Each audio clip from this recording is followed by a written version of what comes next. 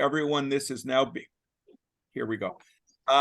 Good afternoon, everyone. It's Monday, October the 30th. It's approximately 4:08 p.m. Eastern time, and we are honored to be with Yarden Reskin, who is joining us from Israel.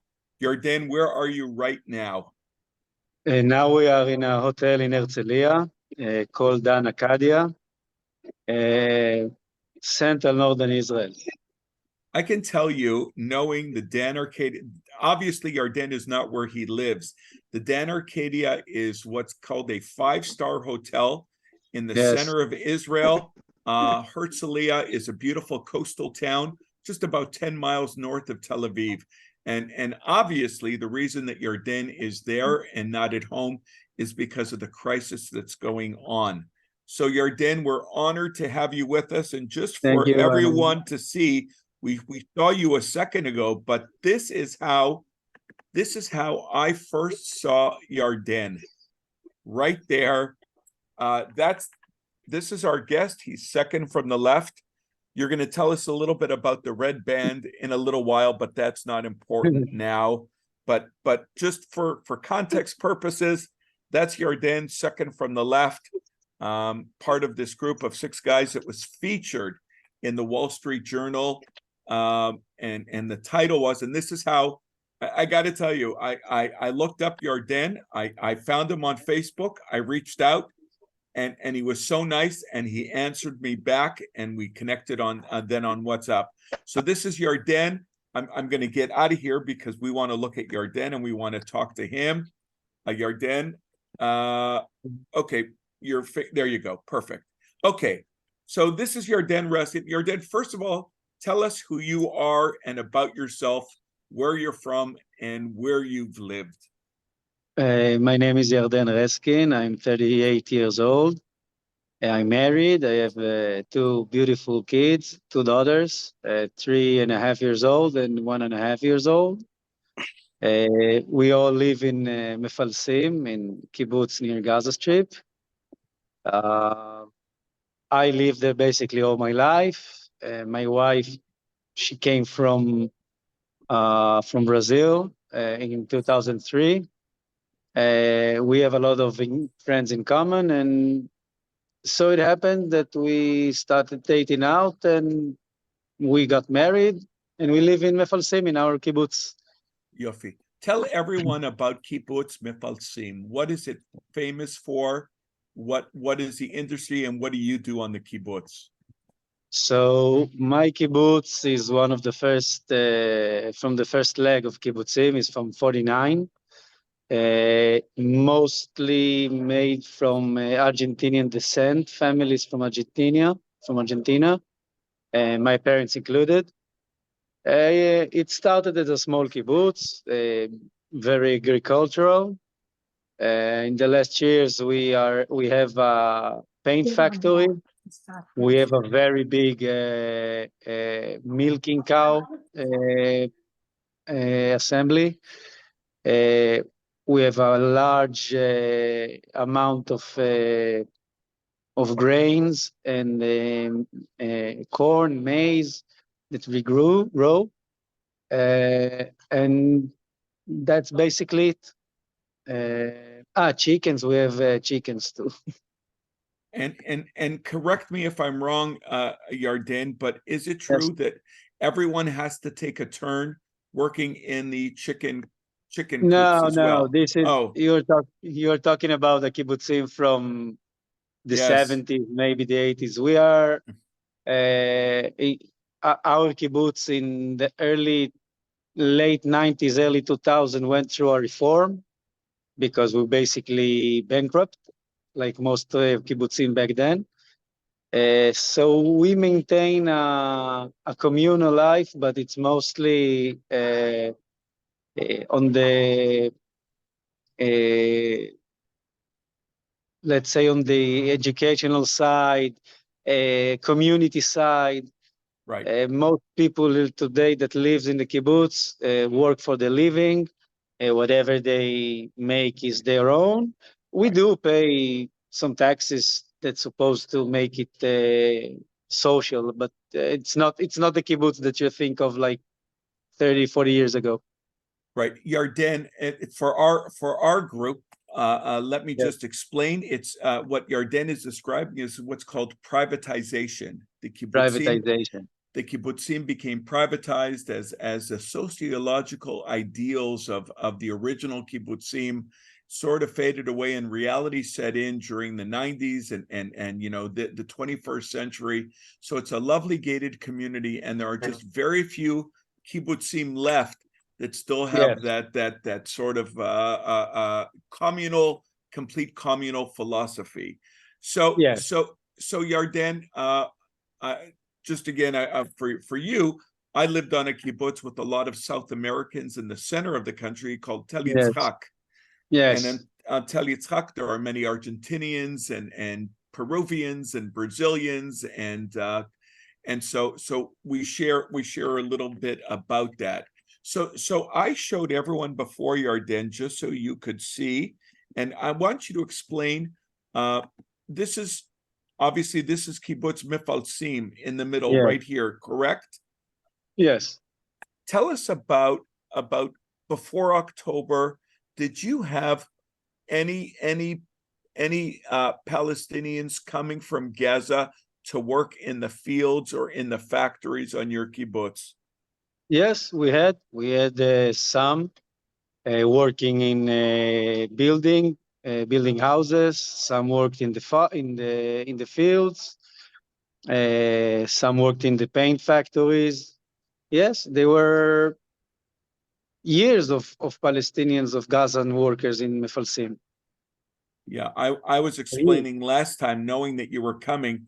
I lived on a kibbutz for a summer called Alumim, which is right near Kibbutz Sad. It's a religious kibbutz right here, right in this area, and very close to Yarden's kibbutz Mafalsim here.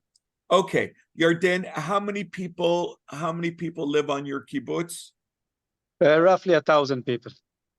Okay, and tell us, let's talk about that day, Saturday, October the 7th. I would imagine Mafalsim is not a religious kibbutz. Is that fair to say? Okay. It's no. Okay, it's fair to say. That's what we say. We don't say yes. We say it's fair to say that it's not a religious kibbutz. Yeah. It's what we call a secular kibbutz. Secular kibbutz. Yes. It's a secular kibbutz. So for many Jews that celebrate it, it was Simchat Torah that day in Israel, and for many Israelis that are secular, it was a day of vacation. And as we know from what we learned, there were all kinds.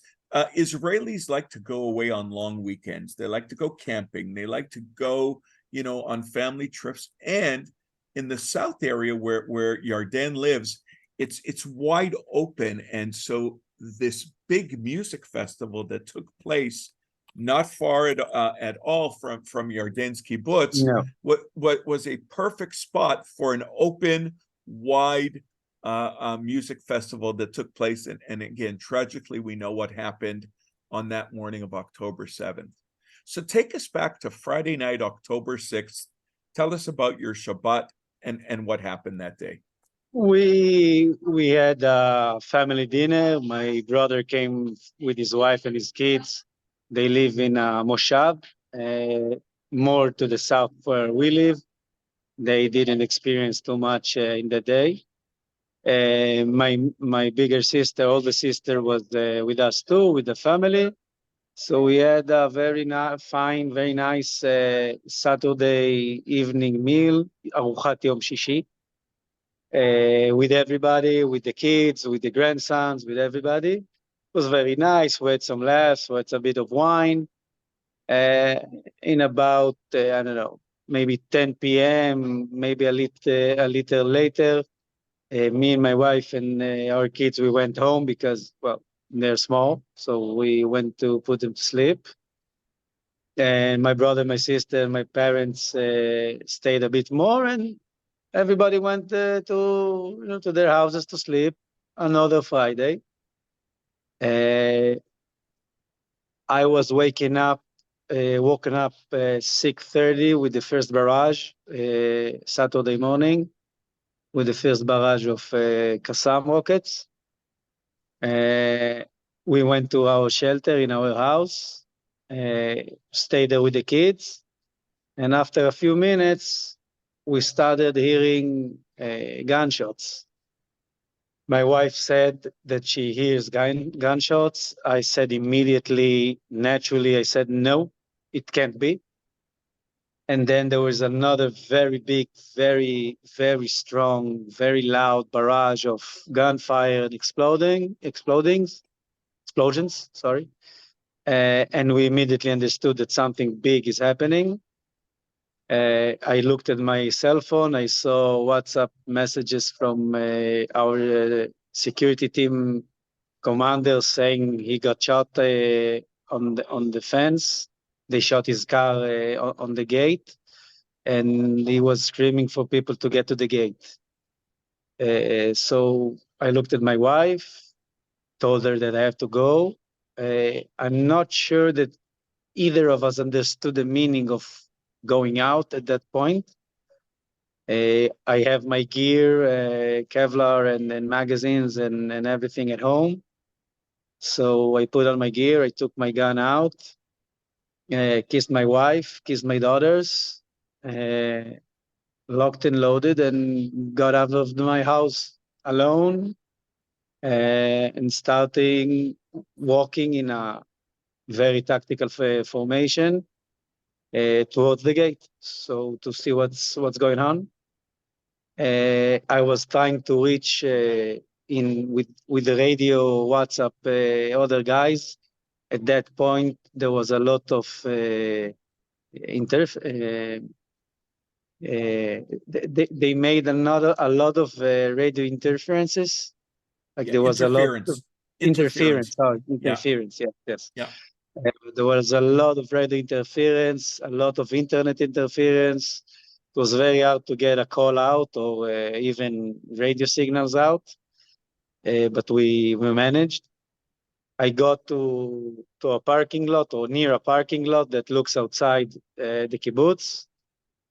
And at that point, I saw 3 guys wearing black outside of our perimeter fence, just looking outside. I wasn't sure who they are. I was about 70 meters, that would be around 70 yards away from them. And then they turned around and I saw AK-47s. So I knew these are not our forces. I shot at them. One fell and the other 2 ran away. So I went around to the first parking lot to see if I can understand what's going on the main gate. When I got there, I saw from us basically safe place, I saw around 15 terrorists working around the gate, giving high fives, hugging each other, screaming, laughing. It was about a minute or 2 after they broke in, maybe more, about they finally broke into the kibbutz, but they weren't flooding us. Until now, I can't understand why or what happened, that they didn't just came in. I started shooting at this mass of people in black. I saw some fell, but I was simply shooting for them not to get to the gate. 2 of our guys were already fighting them before I even got them on the gate. Apparently, they basically stopped them from getting in and rushing us all down.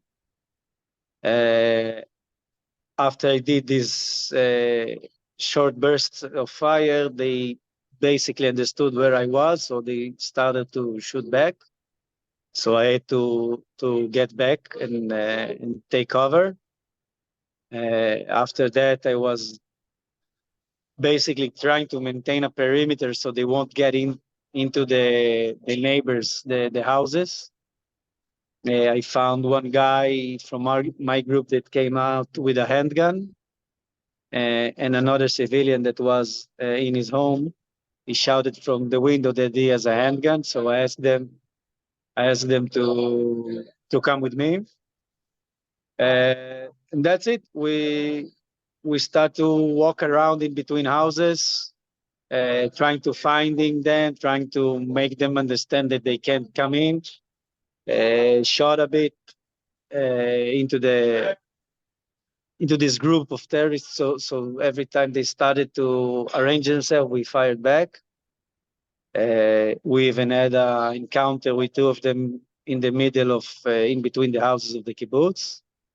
As you can see, we won Yes. this encounter. At around 9 a.m., maybe 9:30, before that, around 8:30, they tried to enter from another side to the kibbutz. Two of them got shot down, and the third and fourth ran out, and they got shot outside. And around 9 or 9:30 a.m., they tried to come from the south side of the kibbutz. There are three members of our security team pinned them down and basically made it impossible for those 15, maybe more terrorists to come around from the back, from the south part. In the wakes of the days, we understood that we had around 40 other terrorists on the other side of the road in a place that we couldn't see from where we were. But soldiers were fighting them, and an Apache helicopter got in time, basically wiped them out. Around 10:30, maybe a bit later, first group that I saw, maybe they got there first, but the first group of army response got in the kibbutz, and we started to make a sweep of the kibbutz with them, calling people out. I was screaming, I was knocking on doors and screaming my name, the name of my father, of my mother, so people know that this is me, this is really me. I'm not being forced to do it. Asking people if they're okay. Most of the people answered and opened a window or door, but some didn't. As the day went, we understood that it's apparently we have no live dead terrorists inside, and apparently no dead civilian too. We had two soldiers that got a bit of shrapnel from a grenade, but they are okay. They're already outside of the hospital. We had a student that got grenade fragments in his back and his arms, and he's gonna be okay. He's a bit in a hard place, but he's gonna be okay. There's no life. It's not life-threatening, but it's gonna take a while. Two other guys that were out of the kibbutz making how you say running, they run for fun. They got hit, but the both of them are okay too. And about, I don't know, about maybe 4 in the afternoon, 5 in the afternoon, we start to feel a bit safer that maybe we actually stopped it from happening in our house, in our home. And then we start to understand what was going around in other kibbutzim. For you to understand, Kfar Aza, it's not even 2 miles away. It's 1.5 miles away. Nahal Oz is 3 miles away. So this is Mafsilim, everyone. Yeah. This is the kibbutz, and Yarden just talked about Nahal Oz. It's about 2 miles. It's about 2 miles from here, from Mafsilim, where Yarden was, to this kibbutz Nahal Oz.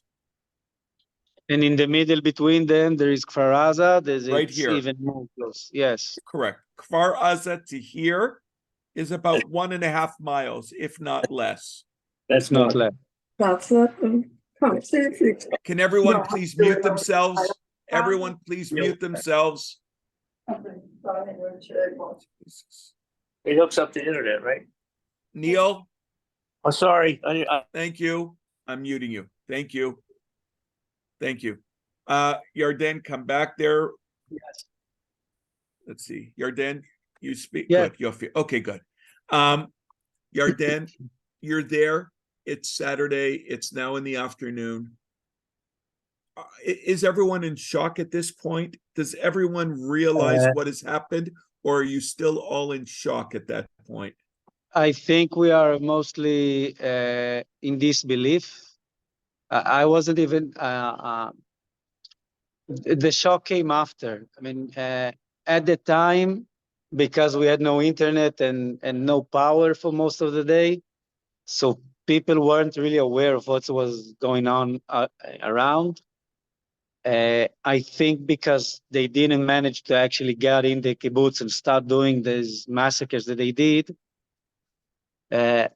people weren't actually understanding what was going on. Even at the time, I think around 11, I got to my house to see how my wife and kids are. And my wife was making breakfast. Like she wasn't even understanding the ferocity of the thing. I explained I talked to her in Portuguese, hoping my oldest daughter wouldn't understand. But it seems like she understood a bit of what I was saying. I asked them, please stay in the shelter, please stay close, please lock the door, because it's something else. It's a bigger thing that we ever encountered. And I think that only in the evening, or as evening approached, we started to understand the magnitude of what had happened. And then when people started to get out from the kibbutz and drive to the north or to the south, of course, with a okay from military or somebody, all the road was littered with burned, fired cars, with cars with fire hose, littered with bodies. Most of the bodies were there until the late morning of Sunday, because they were all around. There's in the fields, in the valleys, in the drainage. When it started to get dark, I called my wife and I told her we're not going out now. Please make like suitcases and stuff, arrange the stuff, and first light, if we can, we go out. But I was adamant that we don't go at night. And as I did as much as I could, when people got to the gate to get out, I asked people not to go in the night. But again, I can't physically make them not to go. I understand everyone that wanted to get as far as possible, as fast as possible. I'm really happy that nothing happened to these people that got out at night or very early in the morning, because it was a very big chance they were taking. I even fought with one of them. It's a very close friend of mine. We actually got into a fist fight, like not real one, but I tried to explain. And later on, he called me and said, "Look, we had to. I'm sorry, and I understand. I probably would do the same, but I was for what I saw all around this day of combat, I understood that there's no way I'm going out in the night, and that's it." And Yarden, yes, Yarden, your family, like your sister and your brother that don't live on the kibbutz on Mafsilim, everyone, thank God, was okay. All of your family was okay. Only my brother doesn't live in Mefalsim. Yeah, they are okay too. They live in even southern part of Israel that to their region they didn't get. I really don't understand why, but they didn't get there. My parents are okay. Thank God. My sister and her family are okay too. I do think that my parents are a bit in a shock. After all, they came to Israel in the 1970s from Argentina, lived all their life in the kibbutz. The kids lived there, you know, and suddenly this horrific attack comes out. And you have to understand something, that most of the kibbutzim, including Mefalsim, is, let's say, central left on the political map. So we were always from the guys who said there must be a way to get to peace. There are normal people over there that only want to work. We got fooled too. This is what I have to say, that I really feel that they fooled us all for a long time. I'm mad at them for making me lose my empathy. I mean, we went to a very dark place that morning. We have to do a lot of work to get out of that dark place. Yeah, I would imagine. I know there's a lot of healing. I know there must be so many questions that the children have, trying to understand, to even fathom what happened. I'm showing, I don't know if you can see the screen, Yarden, but Yes. I'm showing pictures of your beautiful kibbutz and how tranquil it is. And I know for you, probably looking at this, tell me what is the big building here on the left? What is this building behind? I'm trying to see it better. I think. It's the Cheder Ochel. Okay. That's the dining hall. The dining hall, exactly. And this one on the right, this one here, this path, that's the main path on the kibbutz. No, I think it's one of the. Let's see. Just does it move?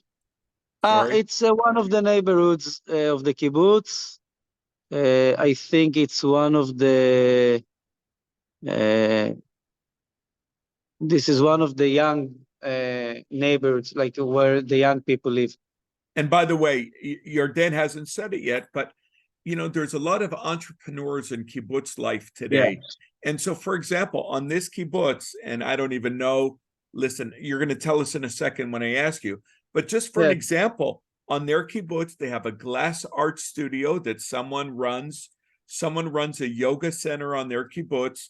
Some woman named Ophira runs a Pilates studio. And I wonder, Yarden, do you take any of those Pilates classes or your wife? No, I tried yoga a bit, but I'm not in physical condition for that now. Well, whatever. Yarden, with all due respect, you look pretty strong, and thank you. God you look pretty good. Thank God. Thank you. So Thank you very Yarden, much. so explain Kibbutz Be'eri, which is, how far is Kibbutz Be'eri from you? Kibbutz Be'eri from us is about 10 kilometers, let's say. About 6-7 miles. 6, About 6 or 7 miles 7 around, miles. something like that. They are a very big kibbutz. They are kibbutz like you think of in the terms of social equality and all that. Very rich kibbutz. To be a kibbutz in that sense today in Israel, you really need to have a very big economical back, because it just costs a lot to maintain that. That's right. So as Yarden mentioned, there are just a small number of kibbutzim that are extremely financially successful. So for them, it's worth it to continue being, you know, what's called. They are able to continue. They are able, yes, they are able to continue. Yarden, how do you explain, or how do you try to explain the lack of response time from the Israel Defense Forces? So, why in some cases did it take so long for the Israel Defense Force to come? So from what I learned in the last few days, talking with guys and then doing all the work of understanding what was happening around us, Actually, there was a lot of fighting going on that day. What we learned that I didn't have any idea that instead of having 3 regiments guarding the border, we had 2 platoons.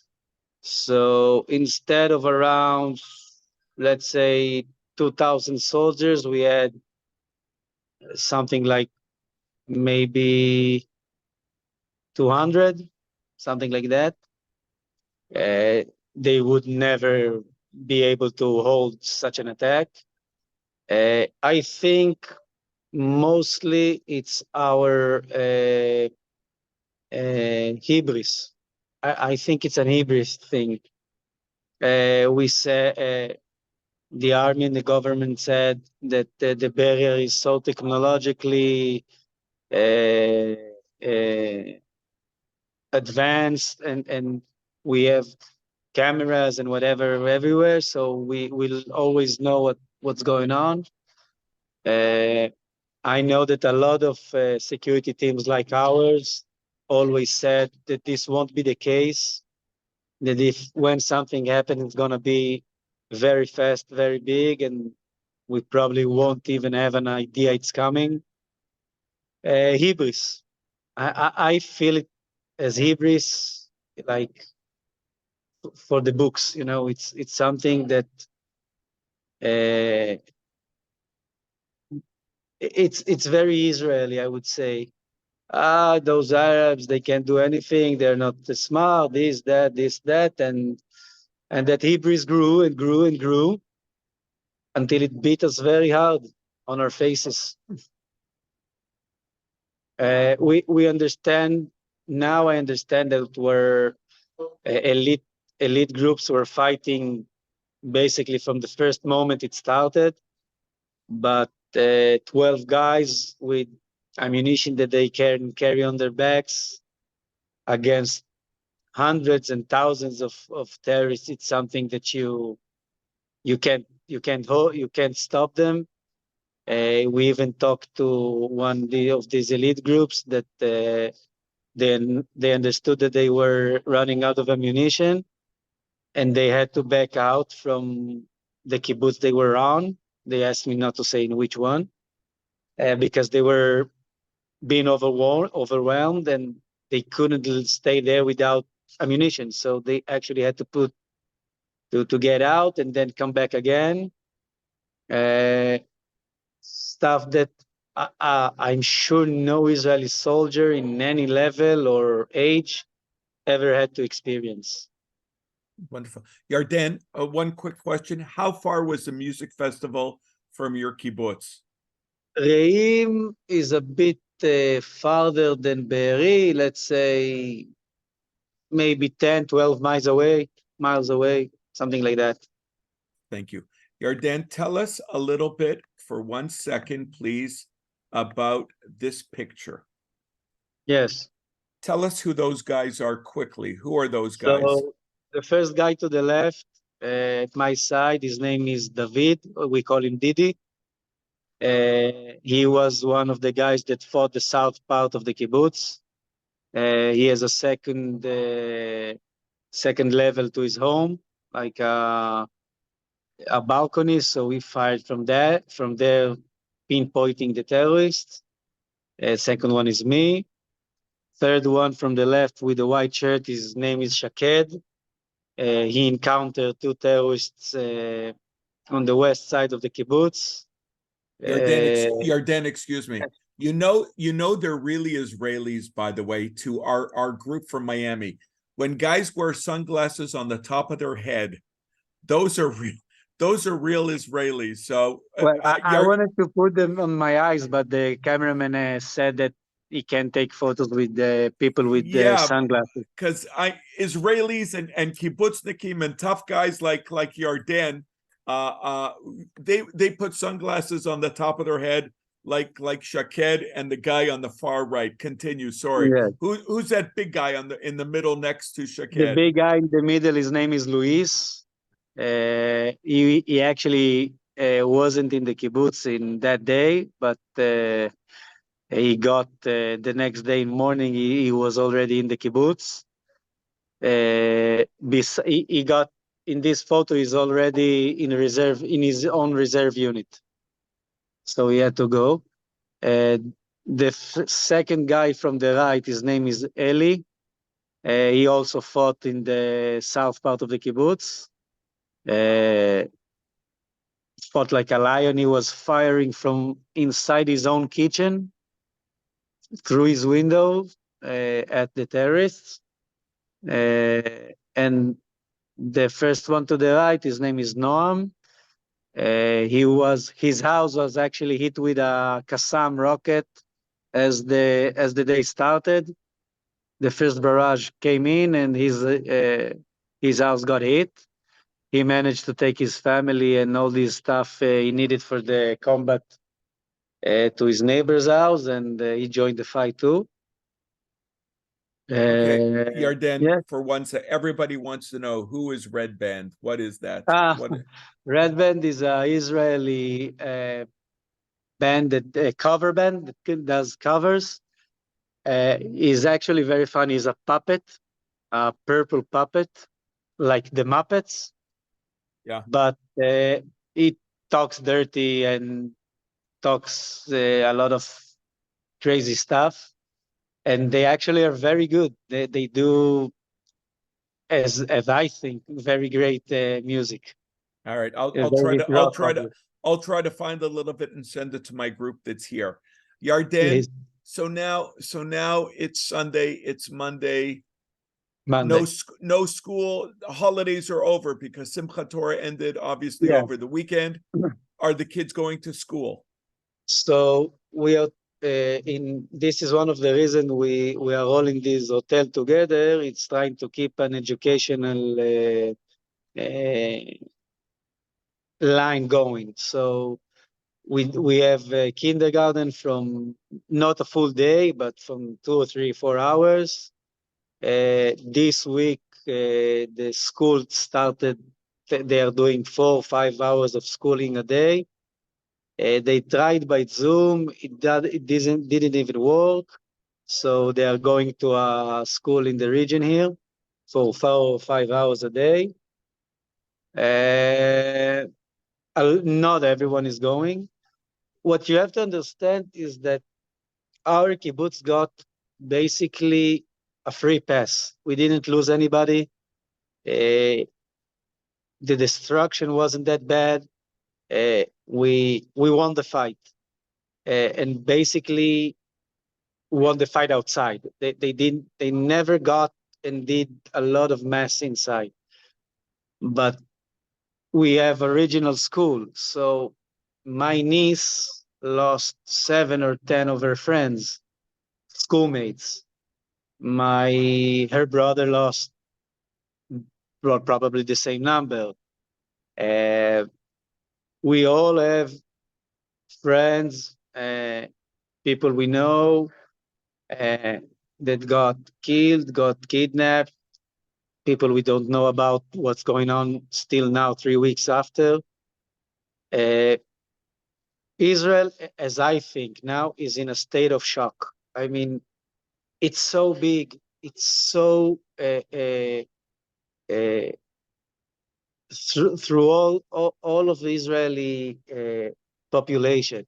It's not only kibbutznikim, it's not only guys from the kibbutz, it's not only guys from the south, it's not only guys from whatever. You had people from all walks of life there, living, working, having fun at that festival. What in the States, you say 6 degrees of separation, right? So in Israel, it's about 2. The size and basically everybody, either in the army or in the college, or somebody knows somebody. So it's about 2, maybe 3 degrees of separation. So everyone you meet at least know of somebody that lost somebody. Most of the cases, you have people lost someone, if not more than one. So it's a huge shock. It's a huge punch in the belly. It's something that I think for myself, it's gonna take months, maybe years to get out of the of this state of evil. How you say when somebody dies, mourning. That's mourning. the word I was searching for. It's a national mourning, and you feel, I feel at least, we got humiliated. I mean, they basically did whatever they wanted to do.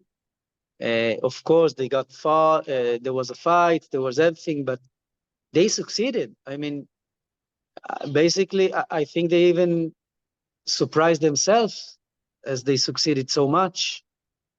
And this is what makes me furious. I'm not furious at the army. I'm not furious at the government. Maybe a bit, but I'm furious at them as we always thought, okay, bad people, good people, human beings, they want to live their lives. I want to live my life. No, today in these last 3 weeks, I'm saying that Saturday morning at 7:02, my whole worldview exploded in my face. It's not 180 degrees around, but it's 175. I mean, it's everything that I was always saying, no, it's not like that. There are good people over there. Not everyone is a terrorist. Not everyone is for that. I'm not sure today. And in the last weeks, I don't even care anymore. I feel so humiliated. It would be the best way to explain it. That Yarden, when do they say you'll be able to go back home? Yeah, nobody's talking about it now. There is not even a date. My kibbutz now is basically an army base. I got conscripted to the reserve, so my unit is over there. So I go back and forth.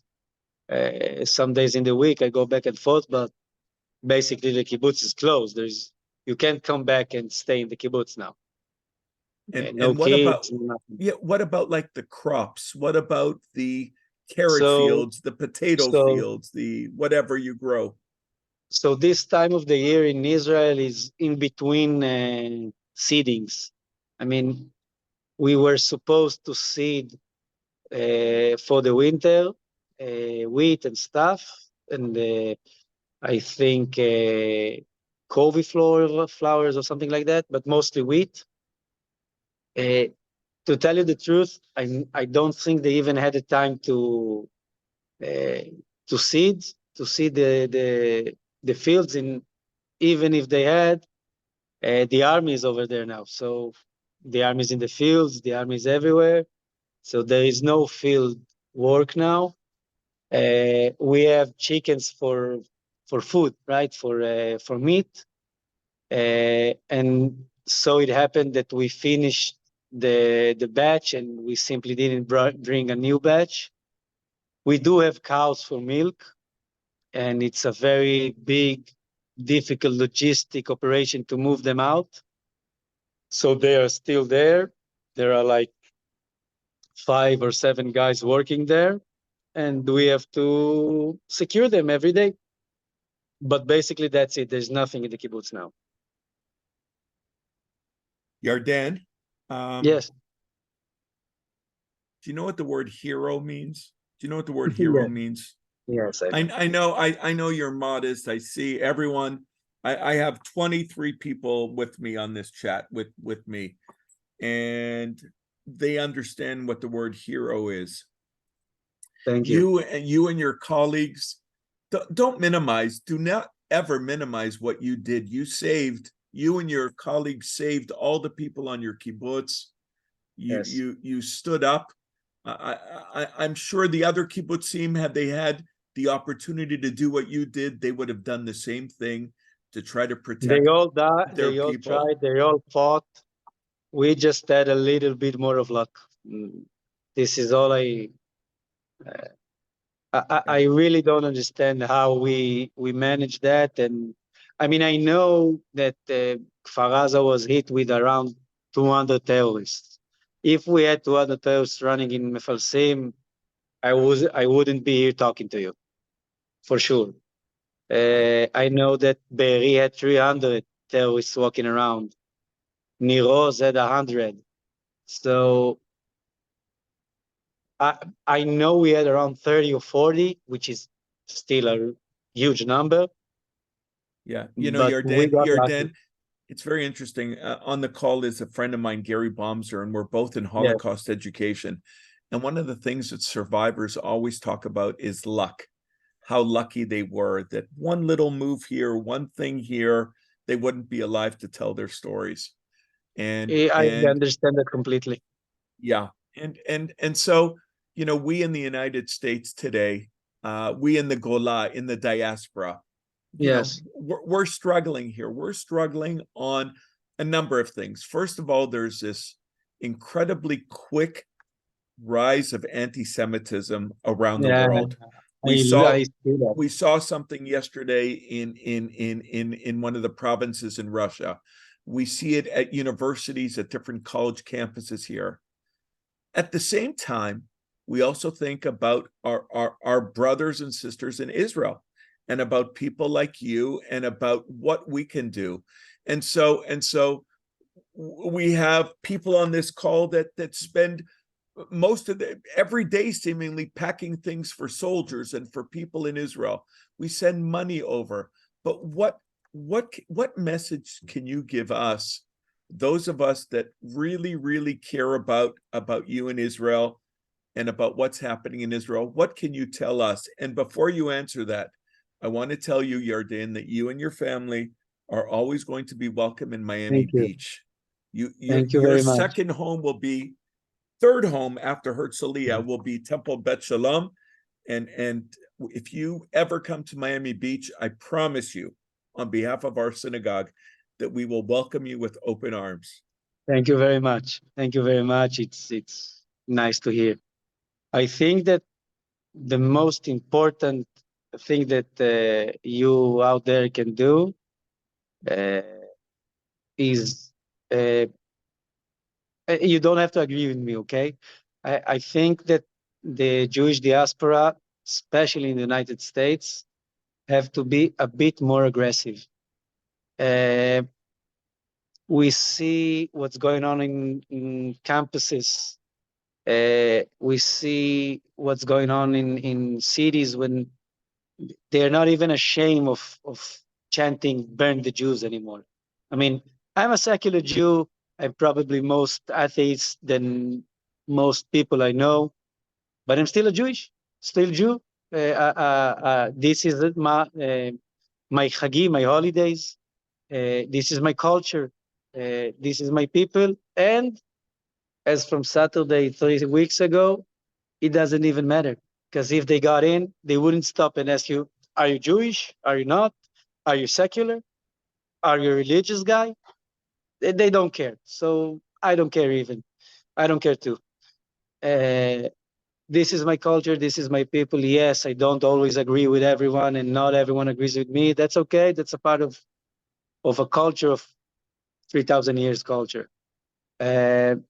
I would want the Jewish diaspora stop being not stop, but being more violent, more not physically violent, but more aggressive, more in your face of these crazy, super progressive guys. Like, they don't understand that they are the next target. I had a small chat with a guy from Italy some days ago, and he was talking about colonialism, like in Spain or stuff like that. I was looking at him. What are you talking about? It's not even It's okay, it's the same word, but it doesn't even have nothing Right. to do with it. I would want to see more expressive, more aggressive campaigns against that. We are too small to continue asking for help or understanding. We have to start teaching people. And I'm sorry about the next phrase, but if he's teaching through knuckles, maybe this is what we need. I wasn't like that until 3 weeks ago. I never thought violence would be the answer or even a way to do things. But the things that I see from United States, mainly from the campuses, is something that I never saw.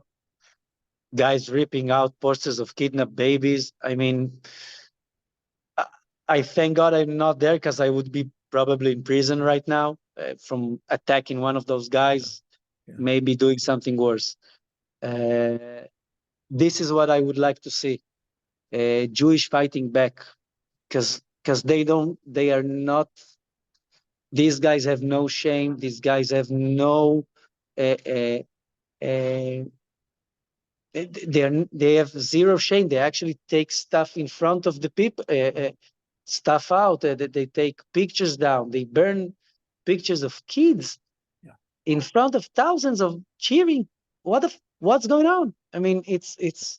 You almost said it, but we understand it, and it's fine. We agree when you say things like that.